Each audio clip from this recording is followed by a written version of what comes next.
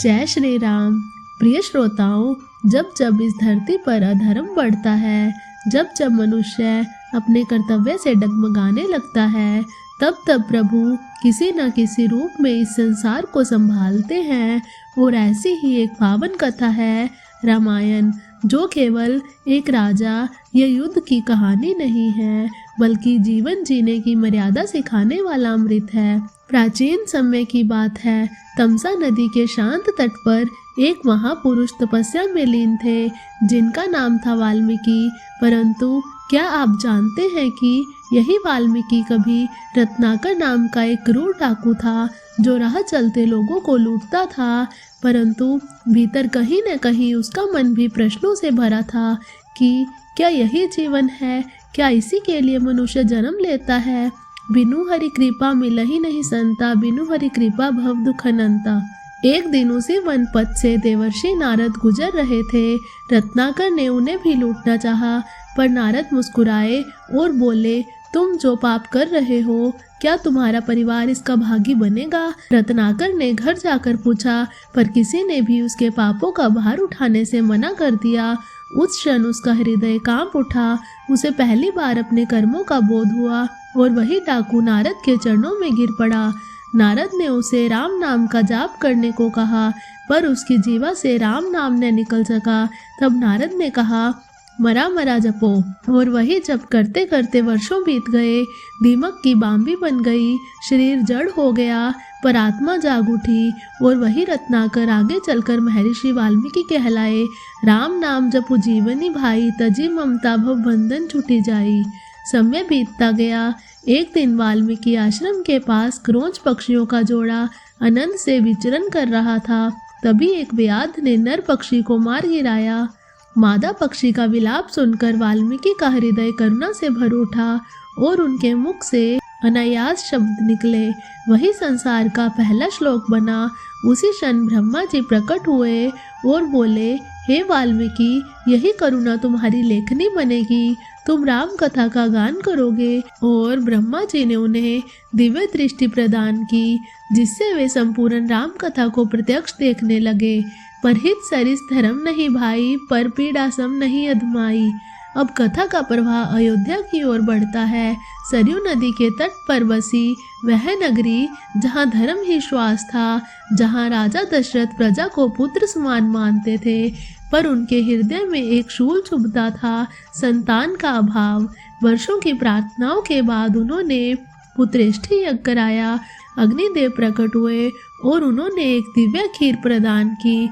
उसी खीर के प्रभाव से रानियां गर्भवती हुई।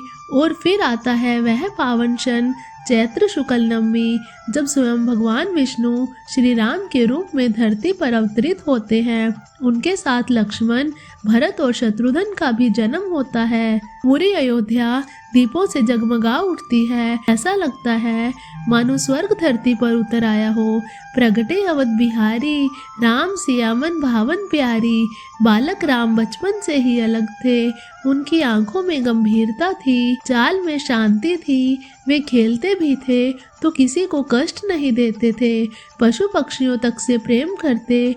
गुरु वशिष्ठ भी कहते थे कि यह बालक केवल राजकुमार नहीं, स्वयं धर्म का स्वरूप है। और यहीं से यह कथा आगे चलकर वन, त्याग, परीक्षा और विजय की ओर बढ़ने लगी। पर श्रोताओं, यही रामायण हमें सिखाती है कि जीवन में सबसे बड़ा युद्ध बाहरी नहीं, भीतर का होता है। राम सो बड़ा राम का नाम, सकल जगत गति राम। और प्रिय श्रोताओं, यहीं से राम कथा केवल जन्म की कथा नहीं रह जाती, बल्कि मनुष्य के भीतर चलने वाले संघर्षों का दर्पण बन जाती है। क्योंकि बालक राम के जीवन में भी सब कुछ सहज नहीं था। यद्यपि वे राजमहल में जन्मे थे और राजकुमार थे, परंतु उनका मन सदा साधारण जनों के बीच भटकता रहता। वे महल की दीवारों से अधिक नगर की गलियों में खेलना पसंद करते। कभी किसी वृद्ध की सेवा करते तो कभी किसी दुखी का हाल पूछते। प्रजा मन ही मन कह उठती कि ऐसा पुत्र केवल राजा का नहीं, पूरे अयोध्या का है। जाकी रही भावना जैसी, प्रभु मूरत देखी तिन तैसी। गुरु वशिष्ठ जब उन्हें शास्त्र पढ़ाते तो राम प्रश्न करते, गुरुदेव, यदि सत्य बोलने से किसी का हृदय टूट जाए तो क्या वह सत्य भी धर्म कहलाएगा? और गुरु वशिष्ठ कुछ क्षण मौन रहकर कहते, जहाँ करुणा न हो वहाँ धर्म भी कठोर हो जाता है। और यह सुनकर लक्ष्मण राम की ओर निहारते, क्योंकि राम का प्रत्येक प्रश्न स्वयं में एक शिक्षा होता था। समय धीरे धीरे आगे बढ़ता गया, ऋतुएं बदली, बाल्यकाल किशोरावस्था में ढलने लगा। अयोध्या में एक अनजाना सा संतुलन था। बाहर सब शांत था, भीतर भविष्य की हलचल, क्योंकि विधि जो रच चुकी थी उसे कोई टाल नहीं सकता था। होइए सोई जो राम रचि राखा, को करि तर्क बढ़ावे साखा। उसी समय वन प्रदेशों में राक्षसी शक्तियां यज्ञों को नष्ट कर रही थी, ऋषियों की तपस्या भंग हो रही थी। और इन्हीं पीड़ाओं को लेकर महर्षि विश्वामित्र का क्रोध भीतर ही भीतर ज्वाला बन चुका था। वे जानते थे कि अब केवल शस्त्र नहीं, धर्म का अवतार चाहिए। और इसी संकल्प के साथ उन्होंने अयोध्या की ओर प्रस्थान किया। जब विश्वामित्र राजसभा में पहुंचे तो उनके तेज से दरबार का वातावरण बदल गया। राजा दशरथ उठ खड़े हुए और उन्होंने विश्वामित्र का सम्मान किया। पर जैसे ही विश्वामित्र ने राम को साथ ले जाने की बात कही, दशरथ के हाथ कांप गए। हृदय पिता का था, राजा का नहीं। वे बोले, हे ऋषिवर, राम तो अभी बालक है। पर वशिष्ठ ने शांत स्वर में कहा, राजन, जिन्हें काल भी नहीं छू सकता, उनकी रक्षा की चिंता करना व्यर्थ है। और उस क्षण राजा दशरथ समझ गए कि पिता का धर्म कभी कभी त्याग मांगता है। धर्म कठिन जग जानिए, जेहि ते सांचा पाई। राम ने बिना प्रश्न किए आज्ञा स्वीकार की। लक्ष्मण साथ चले और अयोध्या की भूमि पहली बार राम के चरणों से वंचित हुई। वह भूमि मानो सिसक उठी, सरयू की लहरें तक ठहर गई हो। जब राम और लक्ष्मण वन की ओर बढ़े तो वह केवल राजकुमारों की यात्रा नहीं थी, वह पहली बार था जब अयोध्या ने अपने भविष्य को अपने से दूर जाते देखा। महल के गलियारों में सन्नाटा था। माता कौशल्या की आंखें बार बार द्वार की ओर उठती थी, मानो राम अभी लौट आएंगे। पर राम तो चल पड़े थे, शांत, संयमी, बिना किसी शिकायत के, क्योंकि उनके भीतर यह बोध था कि पिता की आज्ञा और गुरु का वचन ही सबसे बड़ा धर्म है। पीत वचन पालन श्रुति समता, धर्म न दूसर सत्य समता। वन में प्रवेश करते ही राम के मन में न तो भय था न ही उत्सुकता, बल्कि एक गहरा मौन था, जैसे वे हर वृक्ष, हर पगडंडी, हर पक्षी की पीड़ा को सुन रहे हों। और लक्ष्मण यह सब देखकर भीतर ही भीतर सोचते कि यह भाई केवल मेरे नहीं, पूरे संसार के रक्षक बनने के लिए जन्मे हैं। विश्वामित्र कभी कभी रुककर राम की ओर देखते और मन ही मन कहते कि जिनके भीतर इतना धैर्य हो वही अधर्म के सामने खड़ा हो सकता है। और रात के समय जब सब विश्राम करते तब राम आकाश की ओर निहारते, मानो भविष्य के संकेत पड़ रहे हो, क्योंकि विधि धीरे धीरे अपना जाल बुन रही थी। काल करम बस जंत सब, राम कृपा बिन कोई न पार।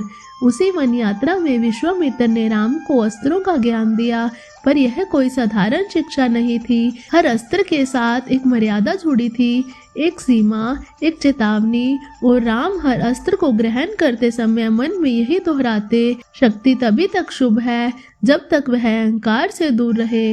वन में यज्ञ की रक्षा करते समय जब ताड़का का अंत हुआ तो वह केवल एक राक्षसी का वध नहीं था, वह भय के साम्राज्य का पतन था। ऋषियों की आंखों में वर्षों बाद शांति लौटी और राम ने पहली बार समझा कि कभी कभी करुणा भी कठोर रूप धारण करती है। आगे बढ़ते हुए जब अहिल्या का उद्धार हुआ तो वह दृश्य केवल आंखों से देखने का नहीं था, वह आत्मा से महसूस करने का था। शीला में बदली नारी की आंखों में आंसू बह निकले और राम के चरणों से स्पर्श पाकर वह फिर से जीवन पा गई। और उस क्षण स्वयं विश्वामित्र भी मौन हो गए, क्योंकि उन्होंने देख लिया था कि यह बालक केवल योद्धा नहीं, उद्धार करता है। इसके बाद यात्रा मिथिला की ओर बढ़ी, जहाँ वातावरण ही कुछ अलग था। वहाँ न युद्ध का शोर था, न वन का भय, बल्कि एक रहस्यमय प्रतीक्षा थी। राजा जनक स्वयं हल चलाने वाले तपस्वी हृदय के राजा थे, जिनके मन में यह दृढ़ संकल्प था कि सीता का वर वही होगा जो शिव के धनुष को उठा सके। और यह धनुष केवल शक्ति से नहीं बल्कि शुद्ध मन से उठाया जा सकता था। मिथिला की गलियों में जब राम पहुँचे तो लोग उन्हें पहचान नहीं पाए, पर उनके मन अपने आप उनकी ओर खींचते चले गए। जाकी रही भावना जैसी, प्रभु मूरत देखी तिन तैसी। धनुष यज्ञ का दृश्य अत्यंत गंभीर था। बड़े बड़े राजा आए, प्रयास किया, पर धनुष टस से मस न हुआ। और जब राम आगे बढ़े तो कोई गर्व नहीं, कोई उत्सुकता नहीं, न ही कोई अहंकार था, बस गुरु की आज्ञा थी। उन्होंने धनुष को छुआ और वह टूट गया, मानो स्वयं शिव ने स्वीकार कर लिया हो। और उसी क्षण सीता का जीवन राम से जुड़ गया। यह केवल विवाह नहीं था, दो धर्मों का मिलन था, मर्यादा और करुणा का संगम। अयोध्या लौटते समय उत्सव था, पर भीतर ही भीतर काल अपनी गति से आगे बढ़ रहा था, क्योंकि जहाँ आनंद चरम पर होता है वहीं से परीक्षा का मार्ग आरंभ होता है। सुख के बाद दुख आवत है, विधि का लेख नटार। प्रिय श्रोताओं, इस कथा को आगे जारी रखने के लिए हमारे चैनल को सब्सक्राइब कीजिए। जय श्री राम।